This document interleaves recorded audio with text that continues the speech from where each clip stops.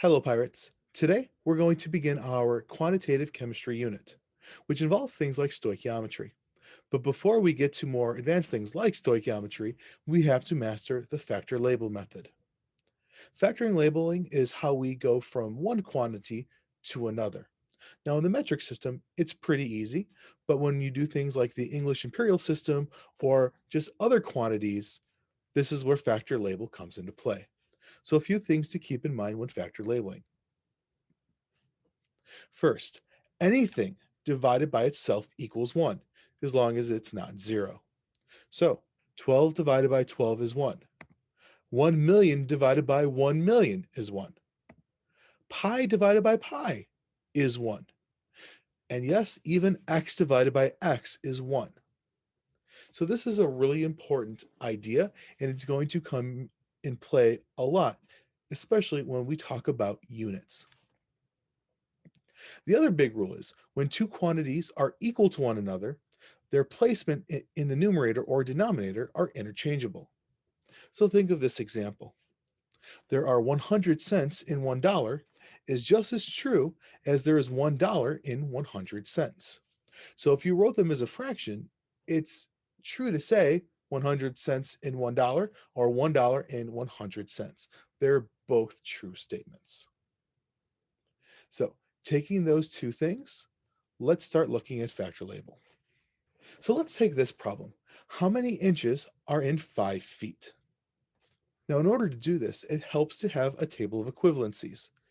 You'll find one in your packet, and on a test, you'll be given the equivalency that's needed. But if we take a look at this table, we'll see that there are 12 inches in 1 foot. So what we need to do is we need to go from feet to inches. So we start with our given, which is 5 feet. So we write 5 feet. Now, factor label is much easier when you make everything a fraction, so we'll put this quantity over 1. You'll see why that works well in just a moment. So let's take our equality of 1 foot equals 12 inches. You can write this as a fraction in one of two ways. 1 foot over 12 inches or 12 inches over 1 foot. Now, like we said in the first part, anything divided by itself equals 1. So we're starting with the unit of foot. So foot is in the numerator, it's on the top, and we need it to cancel out. So we need it to be in the bottom in the next step. So which of these two will put feet or foot in the bottom? It's the second one, inches over 12 inches over 1 foot. So in the first step, foot is on top, and in the second step, foot's on bottom, so they can cancel out. Foot divided by foot equals 1. So now we have the unit that we're looking for. The problem asked for inches, and now we've gotten the unit inches. So now what we do is we multiply out all the numbers. So in the numerator, we have 5 times 12, and in the denominator, we have 1 times 1. So 5 times 12 is 60, divided by 1 times 1, which is 1. We get 60. But it's important that we bring our unit as well, inches. So our final answer is 60 inches. Let's take a look at another problem. So how many feet are in 275 centimeters? So again, let's take a look at a table. Now, if you look closely, you'll notice there is no equivalency that goes straight from feet to centimeters. So you'll have to use an in-between. So if you look a little bit more carefully, you'll notice that we can go from centimeters to inches. There are 2.54 centimeters in 1 inch, and then we can go from inches to feet. So this is a little bit more complex than our first one. So we need to go from centimeters to inches, then inches to feet. I find it helpful to kind of write a roadmap of what equivalencies we're going to need to do this problem. So we have 2.54 centimeters equals 1 inch, and 12 inches equals 1 foot. We're going to be using both of those equivalencies in this problem. So we start with our 275 centimeters, and again, we're going to put it over 1 to make it a fraction. And we're going to look at the centimeters to inches equivalency. So that's 2.54 centimeters in 1 inch. And again, there's two different ways we can write this. 2.54 centimeters over 1 inch, or 1 inch over 2.54 centimeters.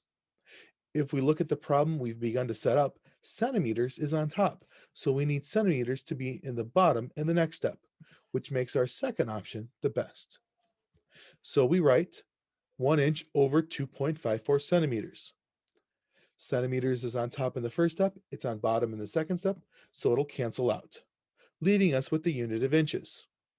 But we still haven't gotten to the unit of feet, which the problem's asking for, so we need to do another step. So now we need to go from inches to feet. And that equivalency that we've used before is 12 inches equals 1 foot. And again, there's two ways we can write this. 1 foot over 12 inches or 12 inches over 1 foot. Since inches is on top, we need to use the first equivalency where inches is then on the bottom.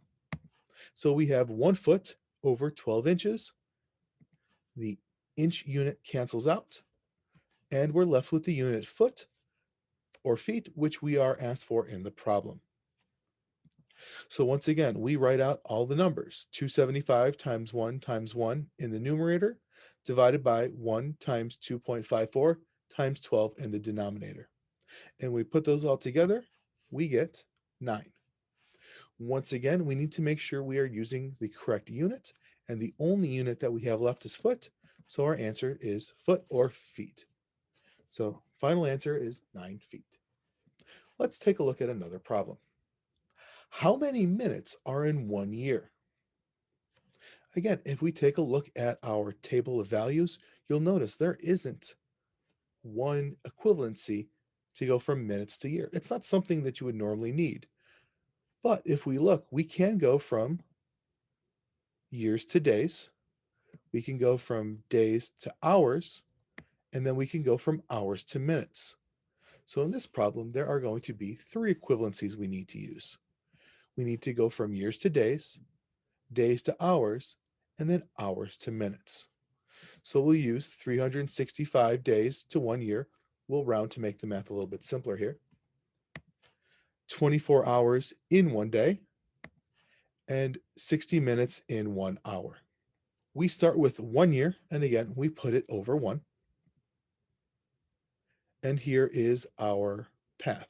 So first step, we need to go from years to days. And it was 1 year equals 365 days. And again, we have the two ways of writing it. In this problem, years is on top, so we need to use the first option where years is on bottom. So we write 365 days over 1 year. In the first step, year is on top, and the second, year is on bottom, so they'll cancel out. So now we need to go from days to hours. In 1 day, there are 24 hours. So we can have 24 hours over 1 day or 1 day over 24 hours. Since days is on top in the second step, we need it to be on bottom in the third step. So we need to use the first option. So we multiplied that by 24 hours over 1 day, and the unit day cancels out. Finally, we'll go from hours to minutes, knowing that 1 hour has 60 minutes. Again, we can do 60 minutes over 1 hour or 1 hour over 60 minutes. Again, hours is on top in the third step. It needs to be on bottom in the fourth. So we'll use the first option. 60 minutes over 1 hour. So the unit hours cancel out, and it leaves us with minutes, which is what the problem's asking for. So we can multiply 1 times 365 times 24 times 6 divided by, and you'll notice all the values in the denominator are 1. And we multiply that out, it's 525,600 minutes is our answer. So this is just an example, but it is possible to have even more steps in a factor label problem. But regardless of how many steps there are, the process remains the same. Create a map, and then use each equivalency to cancel out the previous units until you get to the unit that you are looking for. Now, let's try one more example where we have a unit in both the numerator and the denominator. So you might get a question that asks, if someone is traveling at 25 miles per hour, how fast are they going in meters per second? Now, this isn't a very chemistry problem, but this is something that you might encounter in physics next year. But knowing how to do something like this will come in handy because we will have examples where there are units in both the numerator and denominator. So let's take a look. Again, we need to start with our equivalency chart. So we're starting with miles per hour. So let's just start with the miles portion. We need to go from miles, which is a distance, and if we look at the second one, we need to go to meters. So we need to go from miles to meters. There's a couple different ways of doing this, but the shortest is to go 1 kilometer equals 0.6 miles. And then once we know kilometers, 1 kilometer equals 1,000 meters. So in 2 steps, we can go from miles to meters. But we also have to do the same thing for the time part of this problem, hours to seconds. So we know that there are 60 minutes in 1 hour, and then 1 minute has 60 seconds. So this problem is going to be very similar to before, except we're going to do it in 2 parts. So we have the distance part, which involves the numerator, and a time part that involves the denominator. So in the distance portion, we'll have to go from miles to kilometers to meters. So we'll use the 0.6 miles equals 1 kilometer, and 1 kilometer equals 1,000 meters. For the time aspect, we'll go from hours to minutes to seconds, using the equivalency 1 hour equals 60 minutes, and 1 minute equals 60 seconds. So let's start by writing our value, 25 miles over 1 hour. Now, most people don't realize that that's what this speed actually means. You will travel 25 miles over a period of 1 hour. We have our 2 equivalencies, miles to kilometers to meters, and hours to minutes to seconds. So let's start with the distance, miles to kilometers. So we have 0.6 miles equals 1 kilometer. And there's 2 different ways to write that. 0.6 miles over 1 kilometer, or 1 kilometer over 0.6 miles. Since miles is on top in this portion, we need it to be in the bottom in the second portion, so we'll use the second one. So we write 1 kilometer over 0.6 miles, and the unit miles cancels out, leaving us with kilometers. Now we need to go from kilometers to meters. We know that there are 1,000 meters in 1 kilometer, so we can write it as 1 kilometer over 1,000 meters, or 1,000 meters over 1 kilometer. Again, we need kilometers to be in the bottom in this portion, so we need to use the second choice. So we have 1,000 meters over 1 kilometer. Kilometer is on the top in the second step, and it's on bottom in the third, so it'll cancel out. So now we have our desired unit on the top. We have meters. But if we look back to the first portion, or the first part of the problem, we still have hours. So right now, if we were to solve this, our answer would be in meters per hour. But the question asks us for a unit of meters per second. So we actually have to continue on. So now we're going to take a look at that second chain. We're going to convert hours to minutes, and then the minutes to seconds. We'll start with the equivalency. 1 hour equals 60 minutes. So it could be 1 hour over 60 minutes, or 60 minutes over 1 hour. Now, if we look all the way back to the first step, we already have hours in the denominator. Now we need it in the numerator, or on the top. So the first choice, 1 hour over 60 minutes, will allow us to cancel out the unit of hours. So we write 1 hour over 60 minutes, and then hours in step 4 on the top cancels out with hours in step 1 to leave us with a unit of minutes. We do one final step of going from minutes to seconds, and 1 minute equals 60 seconds. And this time we want minutes to be on top so it can cancel out the minutes that are already on bottom. So we'll use the first choice, and then we'll write 1 minute over 60 seconds. So minute on bottom in step number 4, minute on top in step number 5 cancels out.